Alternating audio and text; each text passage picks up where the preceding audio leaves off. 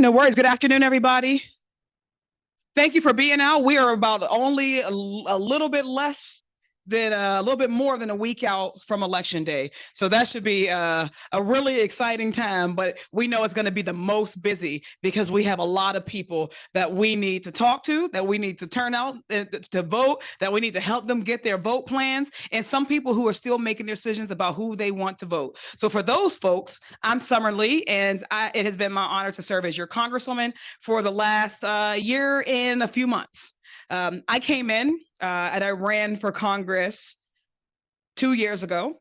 And when I was running on very much the same things that I care about now, right? That we're sitting here and we're looking at this region where we have so many superlatives, right? We're the most livable region and most affordable region. But what we recognize is that that sort of prosperity was not translating across communities, that we have so much that we still can do to help so many of the most marginalized or some of the communities that have been left behind. I grew up in the Mon Valley where we have some of the worst air quality, where we, of course, had so many of the jobs that have left. And we're looking at schools that are divested. I ran on a simple platform, right? That we can center regular working people, Black and white and brown, in our politics and make sure that the voices of those who are most impacted by any of the policy decisions that we see being made, whether it be Congress or the state house where I used to be, that those people who are closest to the impact need to be in positions of power. So when I won last year, I was the first Black woman to ever be elected to Congress from Pennsylvania. And since I've gotten into Congress, we knew that we had, large shoes to fill. I took over after Congressman Doyle, who served us for 28 years. And that was 28 years of seniority, of relationships, and all of the rest that he built up. So we knew that we had to get in, that we didn't have time to waste. We didn't have time to try to figure things out, but instead we had to get in and we had to start making moves. So we went in immediately down to DC and we started building relationships, making sure that we were in close contact with President Biden and his administration so that we can make sure that Western Pennsylvania was not missing out on any of the big resources that were going to be coming into our region. But more than that, we made sure and we made the case that those resources need to be equitably distributed. Every single dollar that we've helped to attract or helped to fight for has a connection to something that matters to each and every one of our communities. So whether we are helping to deliver dollars to remediate land, not just out of our pipes, as we've seen PWSA being able to receive federal dollars to do great work, but also removing lead from our water and our schools, where Pittsburgh, not just Flint, where Pittsburgh also has an issue with lead in our water. We've been able to help bring dollars back. Right here in the historic Hill District by working with Secretary Fudge, my soror, and somebody who I've grown very close to, and we are going to absolutely miss. But we were able to help the Hill District finish and get their grants across the finish line to make sure that we were getting $50 million in the Choice Neighborhood Grant. And these are dollars that this community fought for themselves. They were already working on this application, had already been working on the plan to make sure that the Hill District, historically divested, got the investments that they deserved. And what we needed was somebody who was going to be able to go there and bring it over the finish line. So we were happy to be able to get that. And that was just the beginning. When we talk about clean air and water and we talk about manufacturing, our whole plan has been that we can do that, but also doing it in a way that is green, sustainable, and doesn't continue to pollute the same old people who are getting polluted. So when we were able to help EOS, the battery company in Turtle Creek, stay in Western Pennsylvania, and they would, by being able to get them this loan, they're now going to be able to provide 1,000 jobs in our region. We've been able to help. We've got a lot of flooding this week. We were able to work with Secretary Buttigieg to bring money to fix I-376, including the bathtub, so that commuters here in Western Pennsylvania no longer have to sit and go on detour after detour. We've been able to help to bring money and attention to our bridges, to our roads, to our housing stock. And that's just the beginning. We've had an incredibly busy year that we are so proud of. We've been able to bring representation and bring attention to not just City of Pittsburgh, which we love. It is our biggest municipality, but we represent 63 municipalities and been able to build with them, work with their municipalities families to make sure that they're not being left behind in this region. And on Monday, I have to go to DC early, where my bill, our bipartisan wells remediation bills, because we know that as wells leak in this region, leaking methane, that is a danger to us. We have a bill that's going to come to the House floor, not out of committee, to the House floor.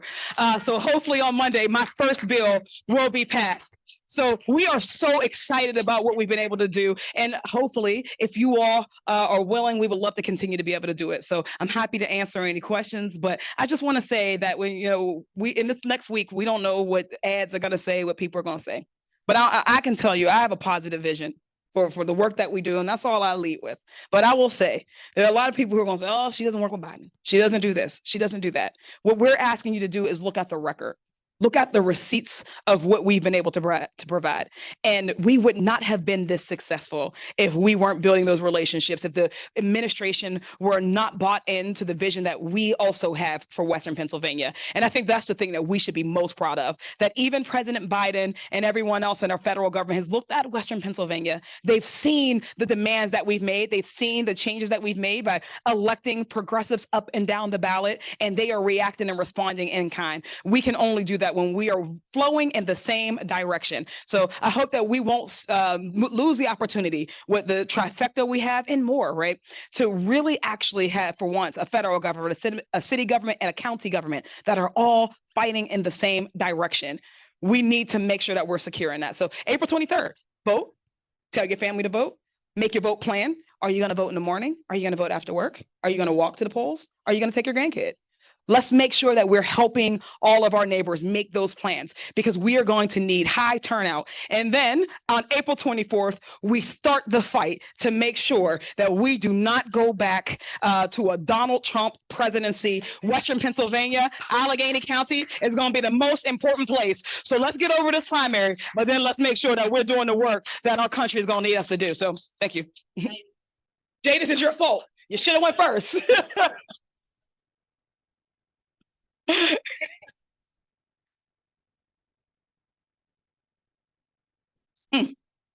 But thank you. Thank you so much.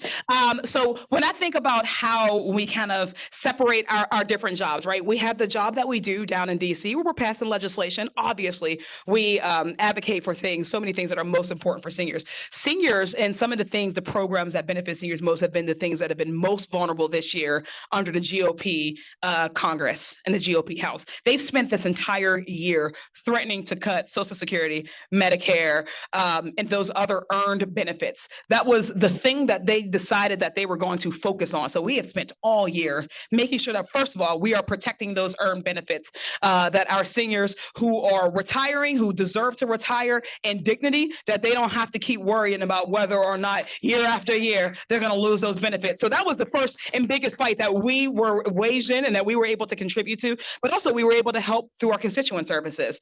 I think the largest population of people who we do get to help here in our district office, there are seniors, and we obviously have our office in East Liberty, but that's not the only office we have. We've been able to open up satellite offices around the region, but also we have field folks who go out and they are able to help people there. So we've been able to help with all of those issues that our seniors have the most. And I think we were able to solve 2,000 cases. So 2,000 people we were able to get, not just help, but get them solved and closed. We have been able to, of course, help people get money back into their pockets. So like folks who have money that they've unclaimed property, we were able to help people with that. A lot of our seniors needed help with that, helping to get people enrolled in programs. We are going to be pushing for more of those programs so that we can help, and we will have more of that to come. What else have we been able to do as seniors? I was just say around housing. There have been a lot of issues around public housing in this region. In Homewood, we were able to help, and our staff and us were all able to help with, like, for instance, down in Homewood, where they have those folks living in less than good conditions. And of course, they were being taken advantage of. And because those of us at a couple levels of government were able to go and help, we're getting those folks back on track. So we've been able to help seniors with their housing, with those programs. And of course, legislation that we are now fighting for, whether it be the Farm Bill, which is big, that we're still fighting for, making sure that people have access to their nutrition, like services, things of that nature. Those are things that are still in the pike that we're helping work with.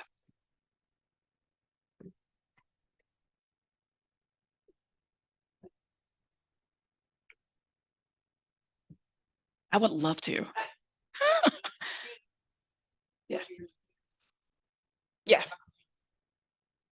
Hmm. Yeah. Yeah, my favorite thing about political ad season is that the reality is that people don't actually have to be truthful. And they don't have to have receipts because that's just the nature of these ads. So first of all, let me say, always question the source. Who's paying for these ads? So right now, all of the ads that are coming up against me are against one guy, Jeff Yaz, who is the richest man in Pennsylvania, and every dollar that this man has put into taken out of his pocket, aside from being the biggest Republican donor right now in the country, he's Donald Trump's Treasury Secretary pick, and he just bought True Social so that he's liquid enough to pay his court fines. So this is the man who is trying to convince you that I'm not a real Democrat. So we're going to take that with a grain of salt. But he spent all of his money to erode public education, to erode abortion care and access. So just to go through some of the arguments that they made, I think I'm not going to lie to you, I've seen every ad once because I don't watch them, but I've seen them. I've seen them all once. The most recent one they had, right? I think the whole premise of it was that I didn't stand for Joe Biden at the State of the Union, which is the most absurd thing that I've ever seen because we're at the State of the Union for 2 hours.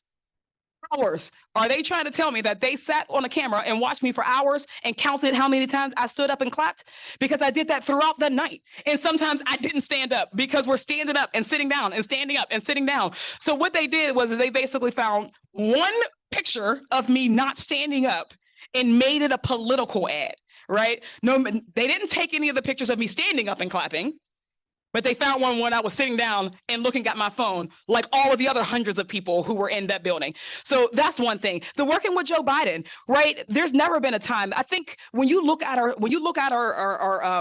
records, right? We take hundreds and hundreds of votes. And I will say I'm one of 7 Democrats who have a perfect record, which means that I have not missed a single vote since the first day that I've been in office, and not just vote. I've never missed a committee vote. I've never missed a committee hearing or a subcommittee hearing. So we've done all of that, which means that I've never taken a walk on a vote. So of every single vote that we've taken, I think that what they are taking issue with, other than Israel votes, which I have explained and I am happy to continue talking about, these are important conversations that we need to continue to have.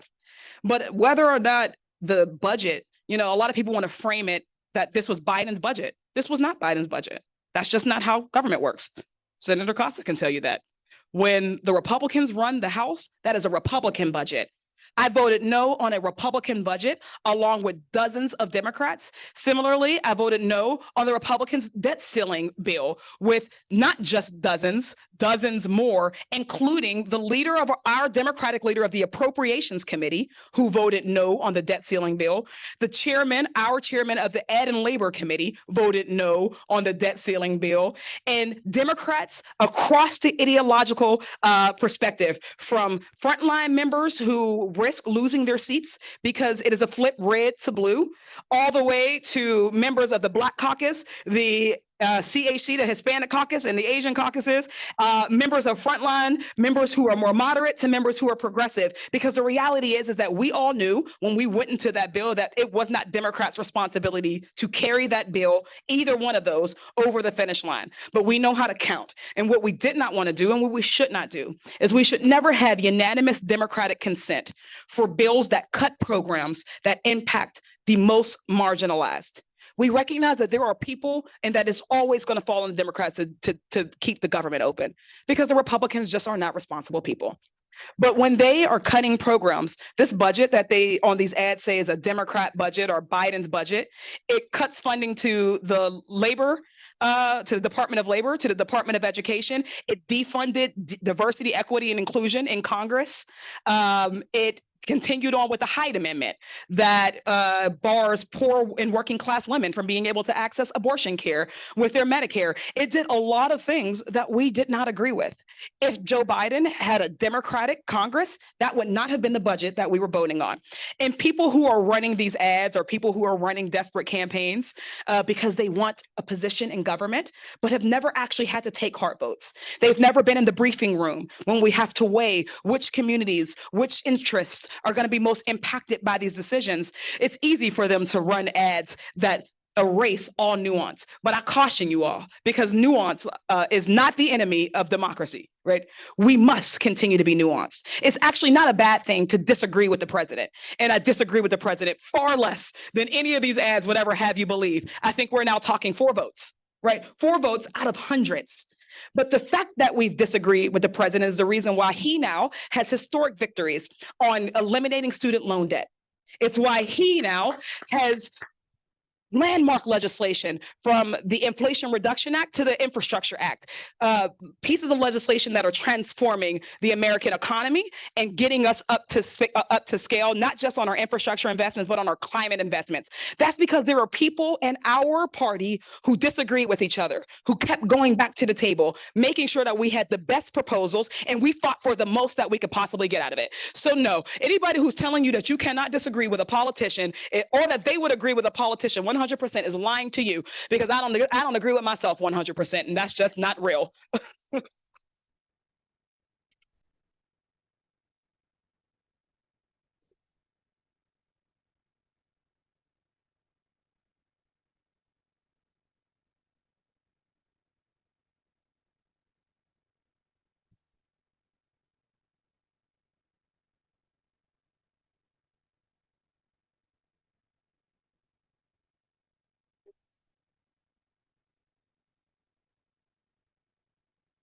Yeah.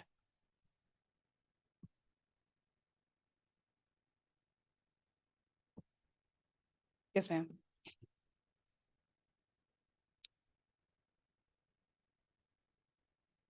Yeah.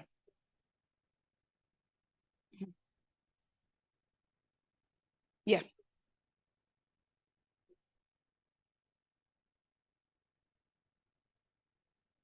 Yes. Oh, absolutely. Yeah.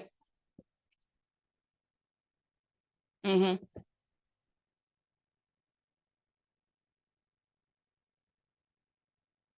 Yeah. That's a really good question, and a work in progress. The reality is that, especially, with whether it's the federal government, even when I was at the state level with Senator Costa, right, translating the things that we get sometimes, especially for us, right, we fight so hard for every little thing, right? Every dime we got to go and fight for. So when we get it, in our heads, we're like, oh my God, we did it. This is the best thing. And we might see a great big picture that, everyone else isn't privy to, because for them, they're like, but on my day-to-day basis, my groceries are still expensive, right?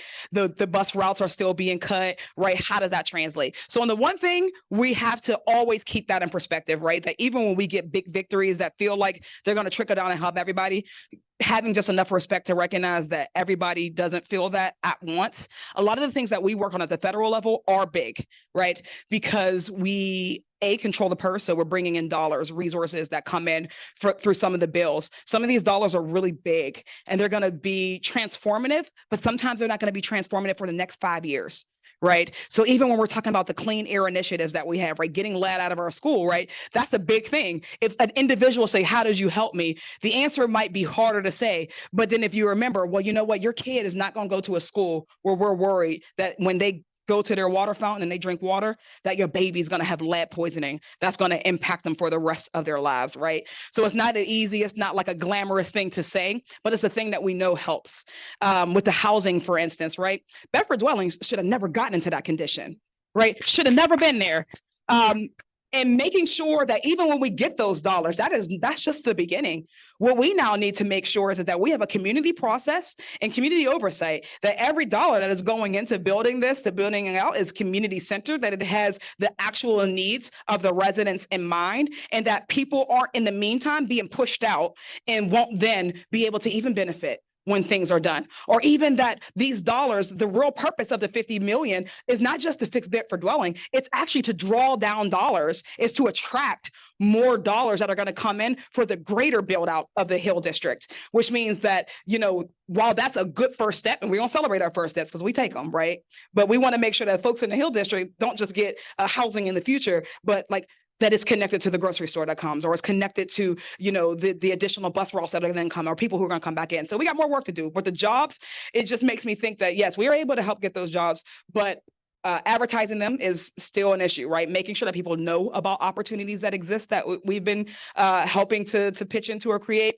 Obviously, our websites and our Twitter and our things of that nature, if people follow those, we always spread information, but makes me think we probably have to do more job fairs. We want to make sure that we're connecting people on other sides of town to some of the new industries that are coming in. And it's not just EOS, right? There are jobs that are coming in for tech, Google, and it isn't just like tech, you need to have like a degree from CMU. It's actually every single level, right? From high school, high school education on up.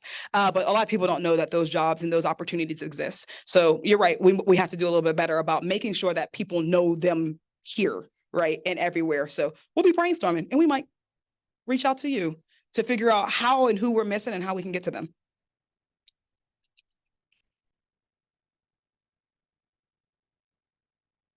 All right. Thank you so much. Thank you, Congresswoman. I want to make mention now, we're going to go into a Zoom. We don't have her yet? Oh, okay. Okay, so we can move into Senator Jay Costa. It's here. Yes, thank you. Thank you very much, and good afternoon, everyone. Thank you. Good to see folks out this afternoon. It's a beautiful afternoon. I want to say thank you for coming out here and some of our candidates here. I made them, I should have went before Congresswoman Lee, because she's so good. She's such a first spokesman. But nevertheless, I'm happy to be here with all of you today. Let me start by reintroducing myself. I know the 5th Ward in particular is a new part of our 43rd District. The 3rd Ward, I think, continues to be represented by Senator Wayne Fontana, a certain great colleague who I've worked with over the course of years.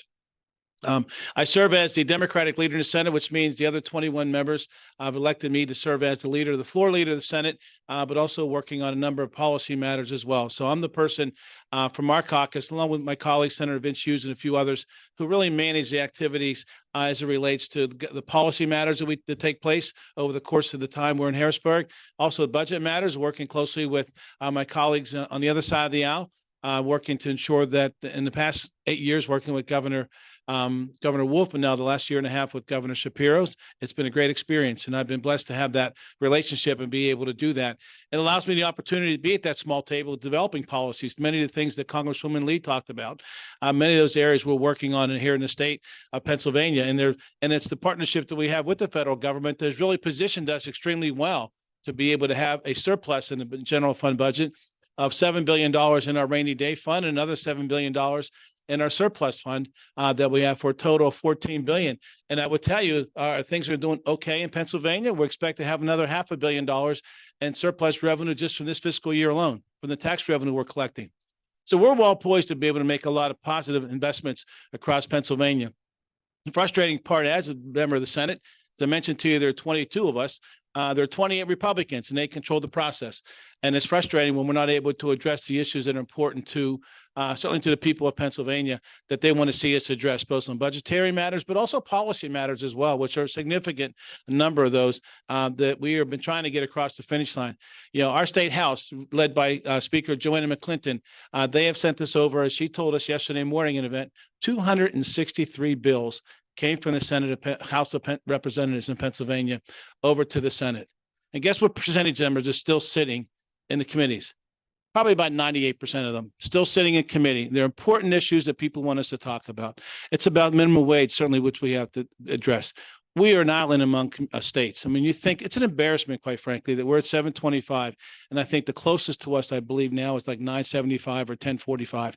We got to get to at least 15. My colleague, Senator Tina Tartaglione from Philadelphia, just dropped the bill, and I think the House did as well, to go to $20 an hour, because that's where things are going right now. We need to make certain that we get there.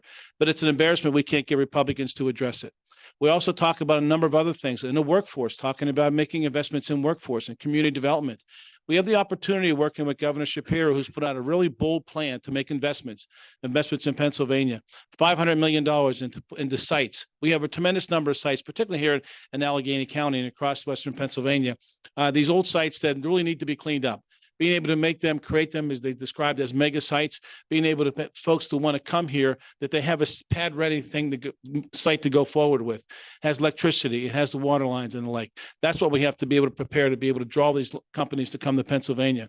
We also have work to do in my view, in workforce development. We need to do a lot more in working with our folks to be able to get them prepared and for the skills that they need. I'm on the board of Community College of Allegheny County. I was very helpful in working with them to put together with Dr. Bullock a $60 million workforce training center on the north side. It's going to be really a state of the art. It is state of the art, and it's going to allow the opportunity for people to come and learn skills there. More importantly, it's flexible space, which means that we can align it to whatever the workforce needs of the industries across Pennsylvania are. It's going to be extremely important. So I did work on the last several years. I've been a part of having conversations in the housing space that you raised. Been able to work closely with PHFA, which is the Pennsylvania Finance Housing Authority, previously led by Brian Hudson.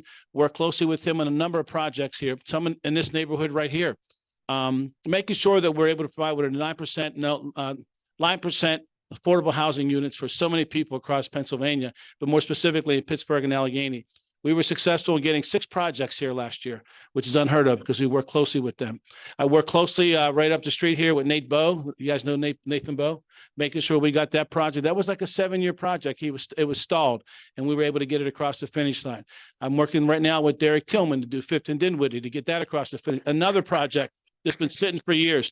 Working closely with Action Housing, we were able to get them the 9% deal for down on Fifth Avenue for Bethlehem Haven. I think that's opening and getting moving forward. Those are the type of things we're able to do. I work closely with now County Executive Sarah Namarato and my colleague Senator Nikhil Saval, working in the Senate conversations to ensure that we put together a whole home repair program, which the 2 of them have brought forth. That's a tremendous program. When you think about wanting folks to stay in their homes, that allows them the opportunity to do that. But more importantly, it stabilizes communities as well. And it also creates a workforce, which I think is important as well. When you couple those 3 things together, that's a very positive thing. Beyond that, I have worked closely to increase a program called the Fair Housing Program, that provides grants all across the Commonwealth to serve as that gap funding. But more importantly, resources are going to community groups and neighborhood groups that are working very hard to get the word out about housing, and also working a lot in that redevelopment space that I talked about as well. So housing is a space I continue to work in. We're pushing hard for an increase in the 9% programs. We're working hard to develop a program, increase the FAIR program from 60 million right now. We work closely to get it to 60. Now we're trying to get it to 70, 80, and 90, and $100 million over the next 4 years, because it really helps people, as I mentioned, fix their homes and stabilize communities. That's the space I've been working with the last several years, as well as in the economic development space. I do a lot of work working with community groups and organizations driving resources out, particularly as it relates to a program called Redevelopment Capital Assistance Projects. These are projects that are awarded from state government that are larger development type projects, but more importantly, they go to a number of the nonprofits in our region. And I've been honored to be able to work with so many organizations, so many groups along those lines to be able to do that. So those are just some of the things that we've been doing. I've had the privilege of serving in this capacity now for 14 years. I'm in my 14th year as a Democratic leader. Before that, I was in appropriations. I learned the most important position to learn in government is the appropriations position. If you're on that committee, if the guy served as chairperson, you learn everything about every department, every agency, and how the resources are spent and how important that is. So we've been blessed to be able to have good folks working with us. I'm also one of the few folks in the leadership position sitting in that room from Western Pennsylvania. As you look at from anywhere from Erie down to Greene County, all the way over to Chester County, there are only 4 Democrats in the state Senate, and I'm one of them. And the House has done a great job in terms of winning seats over the course of the past several years. Our goal as we go forward is to win 3 seats across Pennsylvania, 2 in Western Allegheny County, and 1 up in Erie and 1 over in Dauphin County. When we win that flip 3 seats and hold on to another one, puts the Democrats in control, and working with our Lieutenant Governor, Austin Davis, that would give us the functional majority in the Senate to allow us to be able to direct an agenda by what measures are going to move forward, what we want to talk about, what are the bills we're going to talk about. So those 263 bills that I talked to you about, we'd be able to bring them to the Senate floor for a vote, and then getting them over to the House and getting them to the governor's desk, because that's what that's our charge. So I'm happy to answer any questions that folks might have. I know I've rambled off. Yes, Brenda.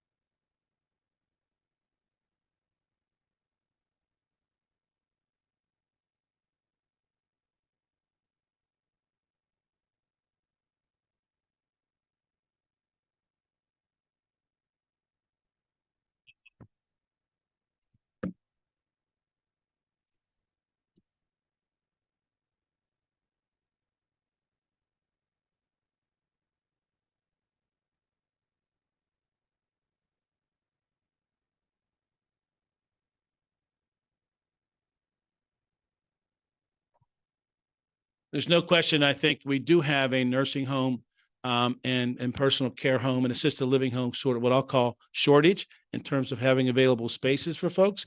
Part of the problem is that we don't reimburse the nursing homes enough right now, nor do we pay the folks who work at the bedside anywhere near enough. And that's something we worked on.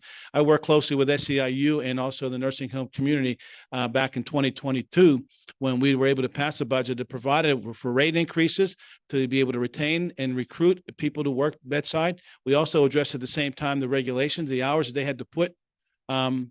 The door opened up by itself like the phantom visitor. But putting the increasing the hours of folks who are working by the bedside, because that was one of the issues as well. And then we're also working to ensure that the quality of the work that's being done with individuals is enhanced and improved. We're working towards that end.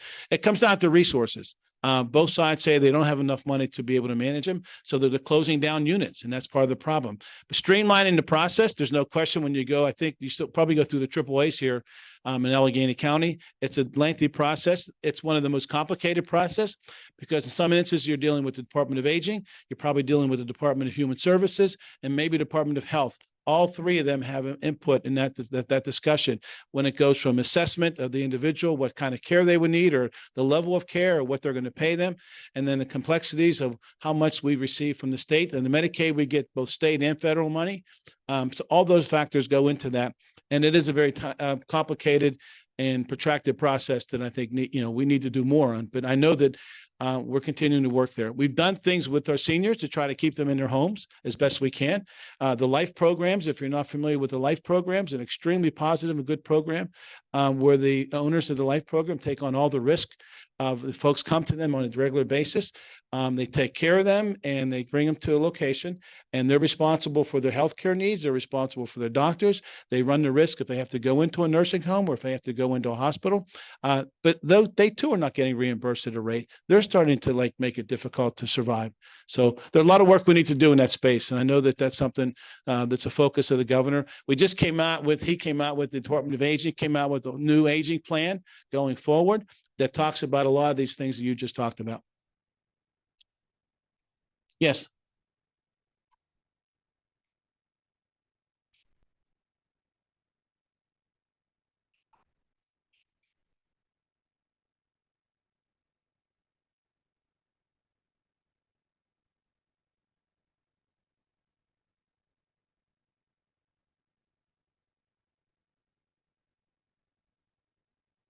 So mental health, let me start because there's two parts to the mental health that I want to talk about. We originally proposed $100 million. We passed the legislation to put $100 million in community mental health last year. Our Republican friends did not want to implement the plan that came out of that. I took that $100 million and I put into our school mental health programs. So I was able this past year to be able to take that $100 million we did back in 2022. They didn't want to use it for community mental health. So I put it into a bill that every school district across Pennsylvania gets some money, and it's based on a flat rate, but then it's also half it's a flat rate, half of it is a formula based. So we're able to get that money and use it for that purpose. We need to do more in community mental health. There's no question. Governor's proposal has been, I think he's increasing it by 20 million this year. I will tell you, back in 2012, when Governor Corbett was our governor, they cut the human service budget by $80 million. $80 million. And we've never recovered from that. When you think $80 million every year, the cumulative impact of that over 10 years is $800 million. That's less money going to our counties to be able to do not only mental health programs, but community-based homelessness programs or other types of drug and alcohol programs and the like. So we're working to do more. It's a priority to do more in mental health programming. With respect to homelessness, we are also I think the governor's recommending that we do an additional $10 million in homeless prevention and homeless programs. So we're trying to put more resources into that space. With regard to the Ammon Center, I don't know what happened. I mean, I didn't realize that was the case, and I'm not that familiar with that. So, but we need to find more space. But again, it comes back. One of the things it comes back to is housing. Because what happens is you have folks who are on Second Avenue Commons, right? There are people who've been there a lot longer than anticipated. They have there's no other place for them to go. So we have to develop more housing along those lines to be able to have folks who come in for that short term, come off the streets, come into Second Avenue Commons and move off into another place where they can go live and go forward. So the next group of people who are homeless on the streets can come in and do the same thing. So we have to find a way to get more affordable, appropriate housing for folks who are in that space, who want to go there. That's part of the problem as well. But at the end of the day, we need to do more in the space of housing. And I think that's something I'm really excited about. Our county executive, her position she's talked about, wanted to do 500 units in 500 days. That's tremendous. We're going to work closely with her, working with the mayor's office and the county executive to do some housing down here in downtown. That's going to be fine. We have to do that. There's no question, but we can't forget about the neighborhoods. And that's what I've been saying to a lot of folks. We're working on some other, in addition to the projects we're working on here with the PHFA, one over in Keir, for example, is part of our district, Berg Place. I'm working in Wilkinsburg with folks. We're going to line up something in Wilkinsburg. We're going to do another housing unit, about 50 units on Second Avenue. Community Builders is doing Second Avenue in Hazelwood. So we've got a number of units that we're working on with PHFA. We just got to get them a larger pot. I think the Congresswoman may know, I think there's a movement to increase the federal tax credits, the 9% that come to us that we get to distribute. I think there's a move to try to grow the number of dollars along those lines, which means there'll be more opportunities for these projects. As I said, we did 6 projects last year. In the city of Pittsburgh. We only did 2 in Allegheny County.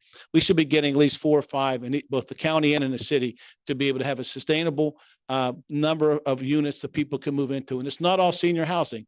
I mean, the one we have in my community in Forest Hill, we have one senior housing, but we also have one that's half seniors, half veterans. We have one that's going up in the Edgewood Town Center. They're going up in different parts of our region. They're nice facilities, but you need developers to be able to want to come in and be able to do that and provide what's called the gap funding, which we're working on right now to allow them to take place. When you take the tax credit with the private investment, they're still short, and we come in with gap funding to be able to help support that, close that gap to get them done. And that's what we're doing with Derek Tillman here. That's what we did with Nate Bowe when we did his project, and same thing with Bethlehem Haven.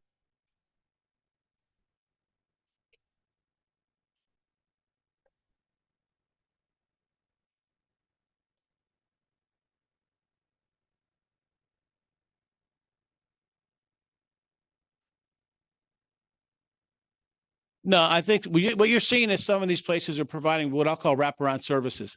And that's what the life, I mentioned to you, that life program, they're also providing those type of services as well. What I think we have to do is, as I mentioned to you, we're putting $100 million a year in our public schools right now. We need to coordinate that public school mental health program needs to be coordinated with what's going on in the community, because the things don't just stay in school. They're kind of both. So we need to work along those lines. We have to do more, in my view, more human services, resources in a more wrapped around way. It's mental health programming, it's housing program, it's helping folks find jobs. When you have that more comprehensive approach to addressing people's needs, then I think we'll be able to move forward.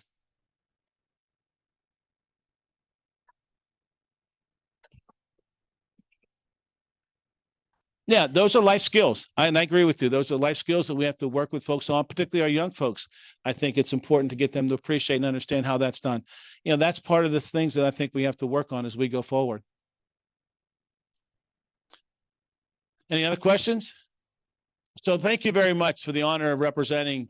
I enjoy my work. I know there's a lot more I could have chatted about of the work that we do, but I really an honor to represent your collective interest in Harrisburg. And I'm up for election again right now. I'm thrilled and pleased to have the endorsement of a number of folks, and certainly including the Democratic Committee, the 14th Ward Independent Club, just about every organization, labor organizations, reproductive rights groups, every environmental group, every one of those groups have been supporting our efforts. So I'm honored to be in that position, and please feel free to reach out to me if I can be of any assistance going forward.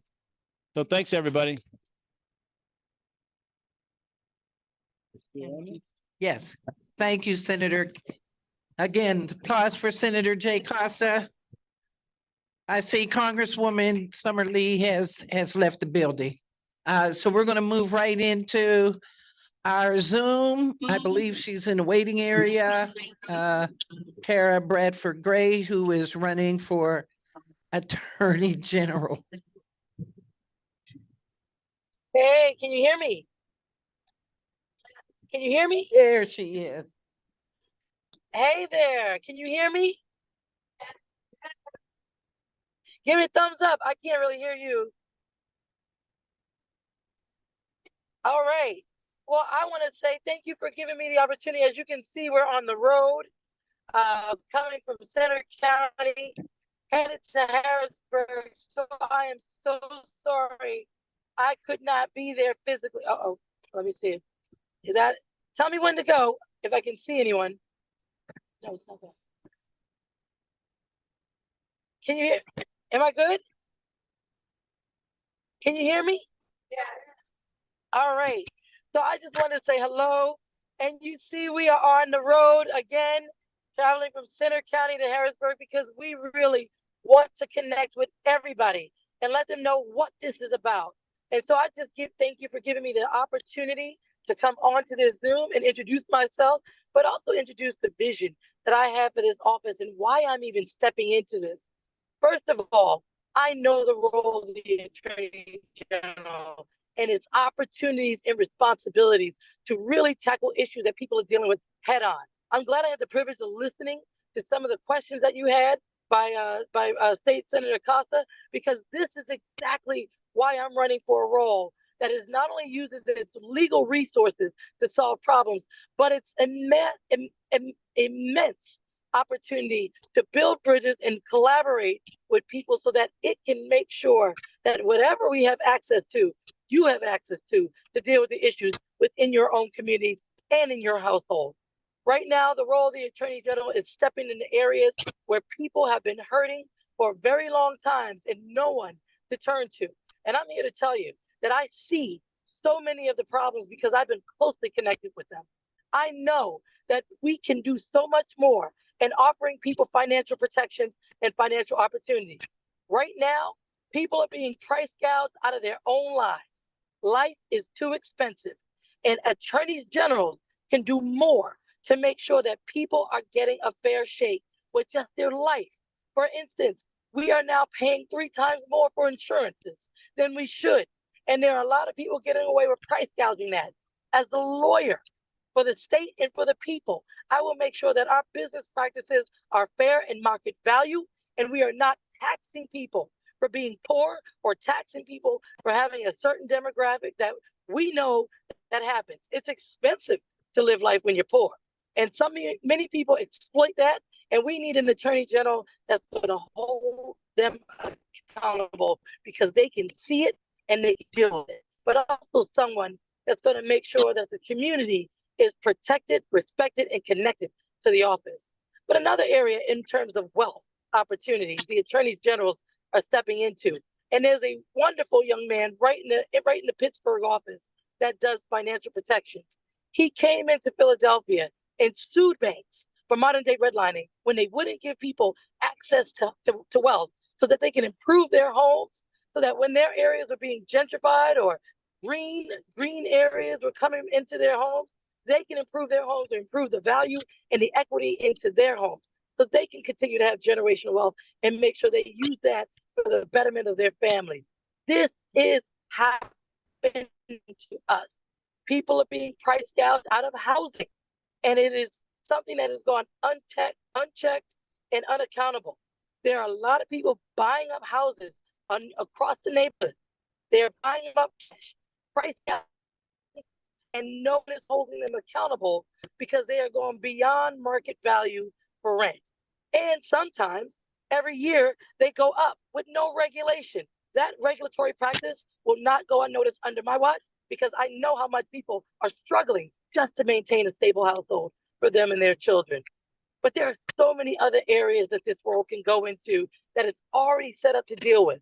Healthcare access and equity is something that's near and dear to my heart.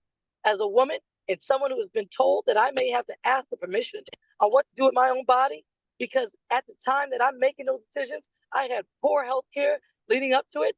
Doctors didn't listen to my pains. They didn't give me the right information or services that I needed to ensure a healthy pregnancy. This is what we're dealing with. And you need someone that's going to understand the levers to pull, but also how to use the resources and tools of that office. When I say resources and tools, I mean the legal mechanisms, but also the understanding and awareness of what healthcare providers are supposed to be allowing people to be accessing.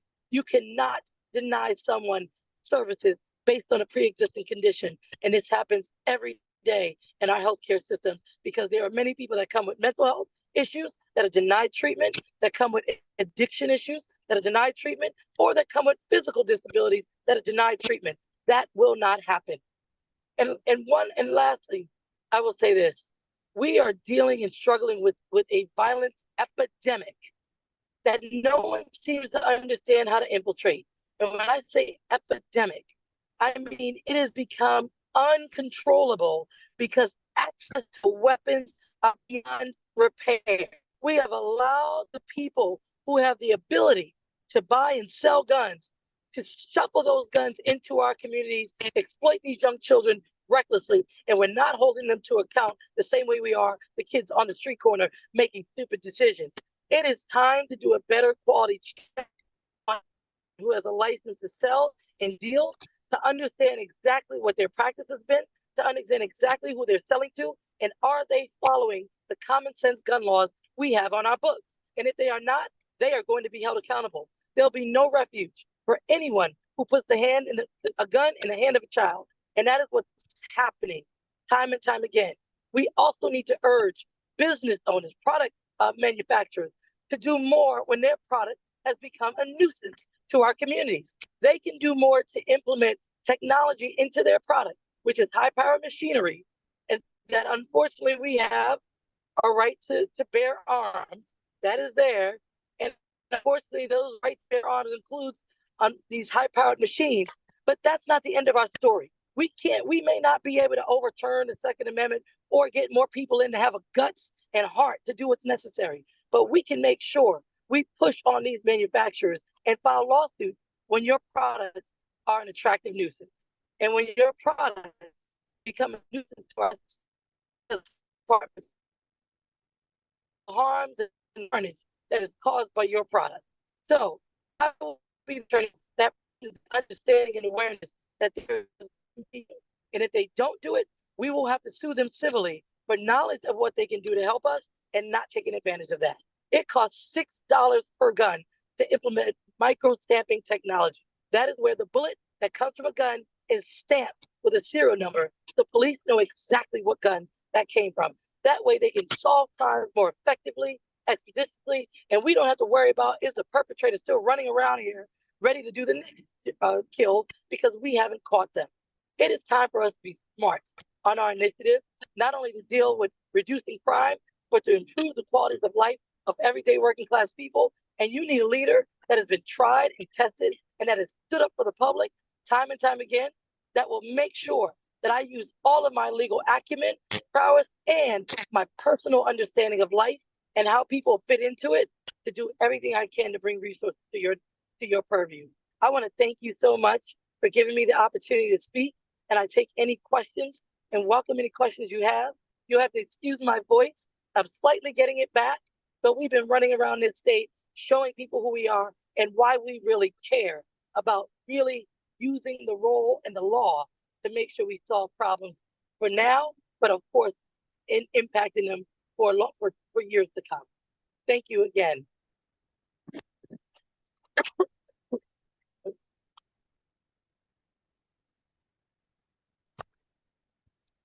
Keir, hi, it's Brenda Tate. How are you? Hi, Miss Brenda. Hi, how are you? I'm Listen, good. I love the idea that you are and will be addressing those crimes on the book. I think before we start trying to address new crimes and trying to resolve them, we need to look at what's on the book and try to enforce those. So that's one area that I'm glad that you're looking at. The other one is I need you to talk more, a little bit about the insurance. Right now, Yes. I'm paying a car insurance that's almost more than how much I paid for my car.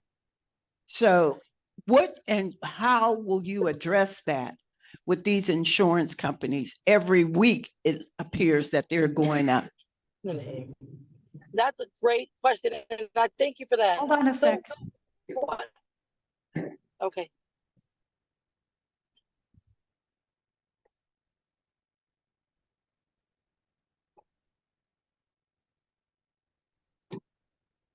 me when you're ready.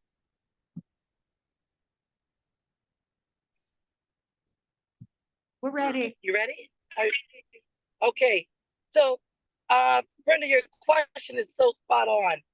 Right now, Bob Casey created the anti-price gouging bill because we realize there are companies getting away with passing all of their costs to the consumer, all while their profit margins are going up exponentially.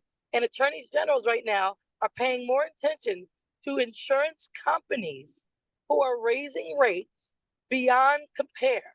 And how they're doing that is because there's a thing called antitrust. And under the antitrust division, you cannot drive up the market of rates because you set your own value. The only way you can drive up the markets and rates is if there are external factors that are creating this ability to say, hey, our costs are much higher, and therefore we have to be able to stay in business. And so here's the market value that we have to use now. But right now, given that the attorney generals are doing more to subpoena shareholder records and, of course, board records to see what the profit margins are, they're noticing that in what we call an inflation moment, these insurance companies' profits are 3 times more than they were before our inflation epidemic. So how is it that people are paying more and your profit margins are going up higher than ever before? That is an antitrust issue. That is an issue that the Attorney General's office can look into, investigate, and if people are charging people absorbent amounts that are not reflective of the market, we will step in, file an injunction rates at a reasonable level that they should be, because you cannot charge people for things they need unexpectedly and without any real rationale in terms of the market that you're dealing.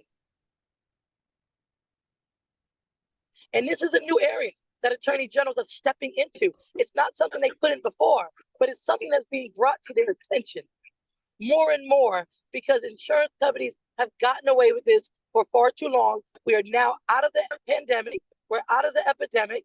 And now it's time to make sure that people are being treated fairly.